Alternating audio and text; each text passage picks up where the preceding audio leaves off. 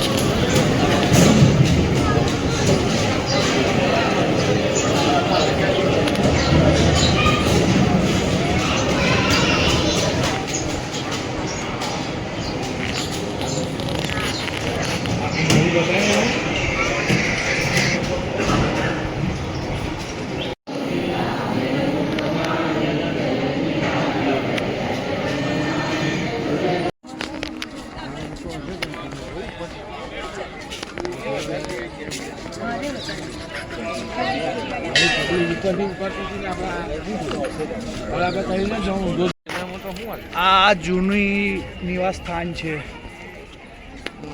આ છે દાદાનું મંદિર નો પાછળ નવું ભોજનાલય. અને આ છે દાદા. મિત્રો હમણાં સવારમાં નાસ્તો કરવા માટે અહીં સારંગપુરમાં જ કેન્ટીન છે, ત્યાં નીચે અમે આવ્યા છે.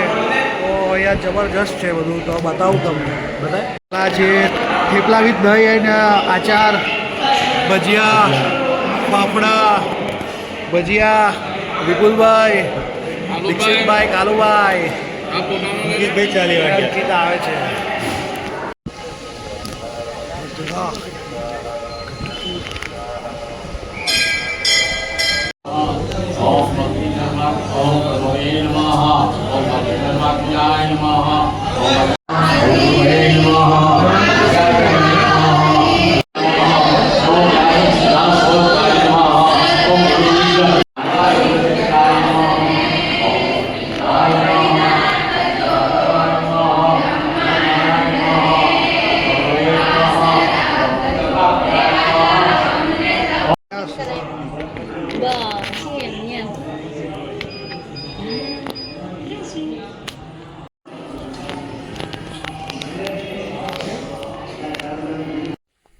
હેલો મિત્રો, અમે ગઢપુર ગઢડાથી નીકળી ગયા હતા.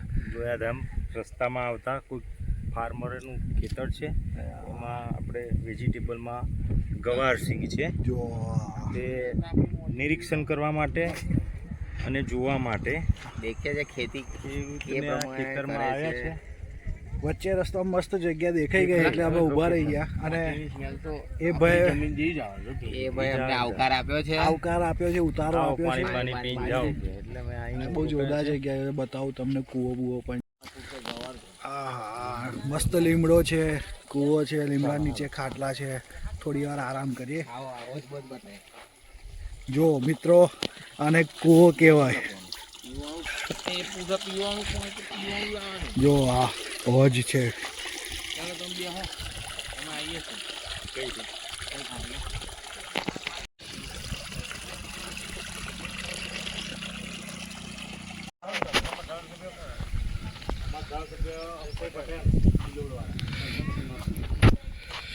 સંસદ સભ્ય મનસુખ વસાવા ભરૂચથી લાગે.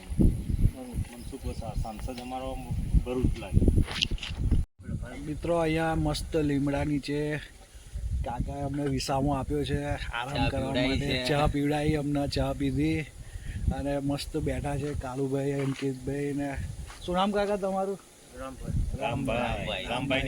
રામભાઈના વાડીએ બેઠા છે મસ્ત ખાટલા પર લીમડા નીચે. જોરદાર મસ્ત આરામ જે જોઈતો તો એ મળી ગયો આપણને.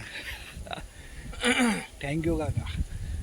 સ્વામિનારાયણ. જય સ્વામિનારાયણ. અમે લોયાધામ આવ્યા છે અને અહીંયા આગળ બધી પ્રસાદીના શું કહેવાય સ્થળો છે બધા. સ્થળો છે હા, બધી.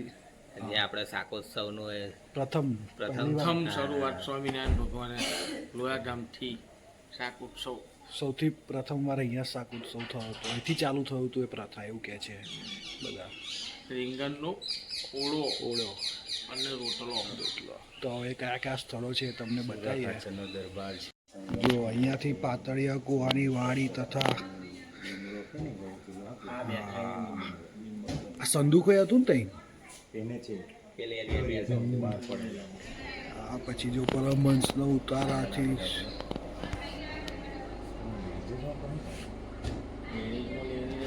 મંદિર, લોયાધામ મંદિર. એટલે બહુ ફોટા નહોતા આવતા ને કીધે.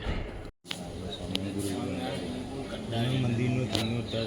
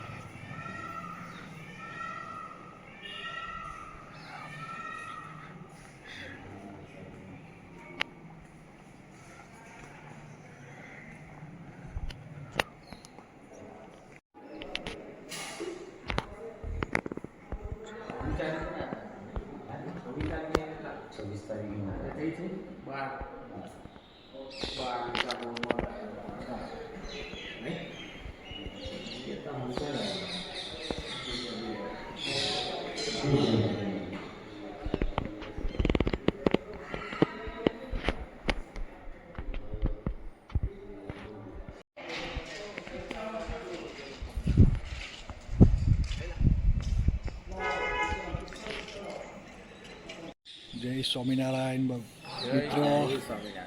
તો અમે કન્ટિન્યુઅસ ડ્રાઈવ કરીને આઈ થિંક 3 કલાકનો રૂટ, ના 2-2.5 કલાક જેવું થયું. 2.5-3 કલાક જેવું થયું. કયું હતું બુધેજ? ના આપણે પેલું લાસ્ટ લોયાધામથી બુધેજ આવ્યા છે અને બુધેજ મંદિર જોયું, દર્શન થયા. બહુ મસ્ત અદ્ભુત મંદિર છે. અંદર પણ બહુ જોરદાર મંદિર છે અને એવું કહેવાય છે કે ભગવાન 32 વાર આ મંદિરમાં આવેલા છે અને એમનું અહીંયા પ્રસાદીની વસ્તુ છે. તો એકવાર તો બધાએ જરૂર આવવું જ જોઈએ બુધેજ. હું તો પહેલી વાર આવ્યો છું. આ લોકોને બે વાર આવવાનો લાભ મળી ગયો છે. અવશ્ય મુલાકાત લો બુધેજ આવે. અને આગળ હવે અમે જોઈએ અહીંયા આગળ શું પ્લાન બને છે. ખંભાત વેદપુર એવો પ્લાન છે. આગળ મળીએ. જય સ્વામિનારાયણ.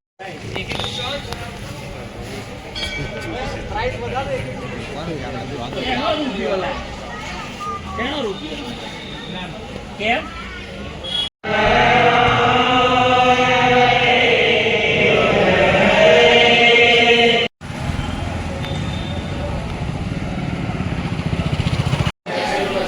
તો મિત્રો બહુ જોરદાર ડ્રાઈવ કરીને થાકી ગયા છે બધા. જમવા બેઠા છે હવે. હાલત જબરજસ્ત ભૂખ લાગી હતી એટલે ઉમિયા કાઠિયાવાડી હોટલ આવે છે બોરસદવાળા હાઈવે પર અને ઓર્ડર આપ્યો છે. કાઠિયાવાડી ભોજન છે, જબરજસ્ત ભોજન કરવામાં આવશે. પછી ગાડી ઉભરવામાં આવશે કારણ કે કોન્સ્ટન્ટ ગાડી કરીને થાકી ગયા છે અને ભૂખ બહુ લાગી હતી. આપણે બપોરનું કંઈ ખાધું નહીં. આપણે નહીં કાલુભાઈ, બપોરનું